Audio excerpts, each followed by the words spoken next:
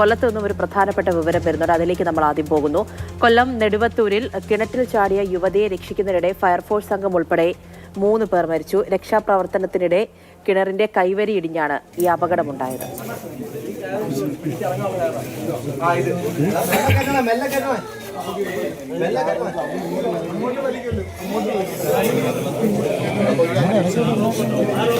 കണ്ണൻ നായർ വിവരങ്ങളുമായി ചേരുന്നുണ്ട്. കണ്ണൻ, രാവിലെ തന്നെ ഒരു ദുരന്ത വാർത്തയാണ് മുന്നിലേക്ക് വരുന്നത്. ഇത് എപ്പോഴാണ് ഈ സംഭവം ഉണ്ടാകുന്നത്? എന്താണ് ശരിക്കും സംഭവിച്ചത്?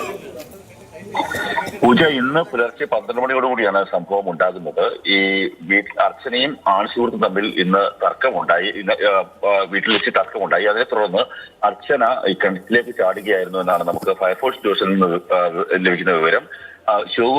മരിച്ച ശിവകുമാർ തന്നെ, അതായത് അർച്ചനയുടെ ആൺസുഹൃത്ത് ശിവകുമാർ തന്നെയാണ് കൊട്ടാരക്കര ഫയർഫോഴ്സിനെ വിവരം അറിയിച്ചത്.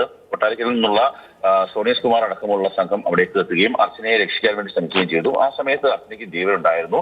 ഫയർഫോഴ്സ് ഉദ്യോഗസ്ഥർ ഇവരോട് സംസാരിക്കുകയും ചെയ്തു. സോണിയസ് കുമാർ ഇവരെ രക്ഷിക്കാൻ വേണ്ടി കിണറ്റിലേക്ക് ഇറങ്ങി. ആ സമയത്ത് ശിവകുമാർ അവിടേക്ക് എത്തുകയും അതിന്റെ കിണറിന്റെ ആൾമറ തകർന്ന് ഈ ശിവകുമാറും അകത്തേക്ക് വീഴുകയായിരുന്നു. അങ്ങനെയാണ് ദുരന്തം ഉണ്ടായത്. പാറകൾ തലയിൽ വീണതിനെ തുടർന്ന് ഗുരുതരമായി പരിക്കേറ്റ ഫയർഫോഴ്സ് അംഗമായിട്ടുള്ള സോണിയെ ആദ്യം പുറത്തെടുത്തു. പക്ഷേ ആ സമയത്തേക്ക് അദ്ദേഹത്തിന്റെ ജീവൻ നഷ്ടമായിരുന്നു.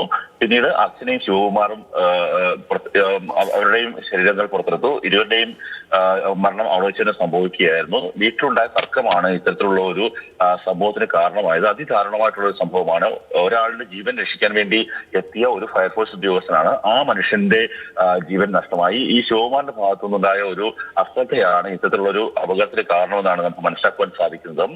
ഈ അർച്ചനയുടെ വീട്ടിൽ 3 പിഞ്ചു കുഞ്ഞുങ്ങളുണ്ട്. ആ കുഞ്ഞുങ്ങൾ ആണ് ആദ്യം ഈ ഫയർഫോഴ്സിന് വഴികാട്ടി കൊടുക്കുകയൊക്കെ തന്നെ ചെയ്തത്. കൊട്ടാരക്കരയിൽ നിന്നുള്ള 3 യൂണിറ്റ് ഫയർഫോഴ്സ് സംഘവും സ്ക്യൂബ ടീമുമാണ് രക്ഷാപ്രവർത്തനത്തിനായി എത്തിയത്. ഇങ്ങനെയാണ് ആ സംഭവം ഉണ്ടാകുന്നത്. കണ്ണൻ, ശരിക്കും ആ യുവതിയുടെ വീട്ടിൽ ഇപ്പോൾ തർക്കമാണെന്ന് പറഞ്ഞു. അന്ന് എന്തിന്റെ പേരാണ് ഈ തർക്കം ഉണ്ടാകുന്നത്? പലപ്പോഴും ഇങ്ങനെയുള്ള പ്രശ്നങ്ങൾ ആ വീട്ടിൽ ഉണ്ടായിരുന്നോ?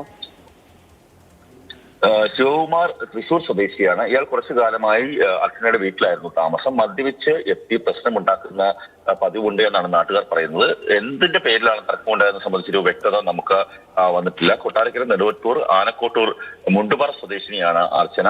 പുലർച്ചെ 12 മണിയോടെ കിണറ്റിലേക്ക് ചാടുകയായിരുന്നു. ഒപ്പം ആൺസുഹൃത്തായിട്ടുള്ള ശിവകുമാർ ഫയർഫോഴ്സിനെ വിവരം അറിയിച്ചു. ഫയർഫോഴ്സ് സംഘം, ഞാൻ നേരത്തെ സൂചിപ്പിച്ച പോലെ സോണിയസ് കുമാർ അടക്കമുള്ള സംഘം അവിടേക്ക് എത്തുകയും അവരെ രക്ഷിക്കാൻ വേണ്ടിയുള്ള ശ്രമം നടത്തുകയുമായിരുന്നു.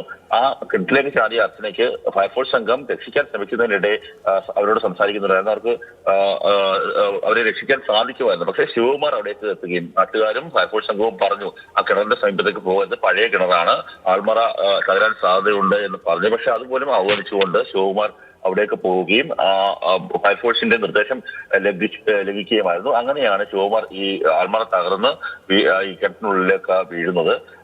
തലയിലേക്ക്, സോണിയുടെ തലയിലേക്ക് വലിയ പാറ വീണു. അങ്ങനെയാണ് സോണിക്ക് ഗുരുതരമായി പരിക്കേറ്റത്. പിന്നീട് അവിടെ ഉണ്ടായിരുന്ന ഫയർഫോഴ്സ് ഉദ്യോഗസ്ഥർ എല്ലാവരും ചേർന്ന് ആദ്യം സോണിയെ പുറത്തെടുത്തപ്പോഴേക്കും അദ്ദേഹത്തിന്റെ ജീവൻ നഷ്ടമായിരുന്നു. പിന്നാലെ 2 പേർ, ശിവകുമാർ, അർച്ചന എന്നിവരെ പുറത്തെടുത്തു.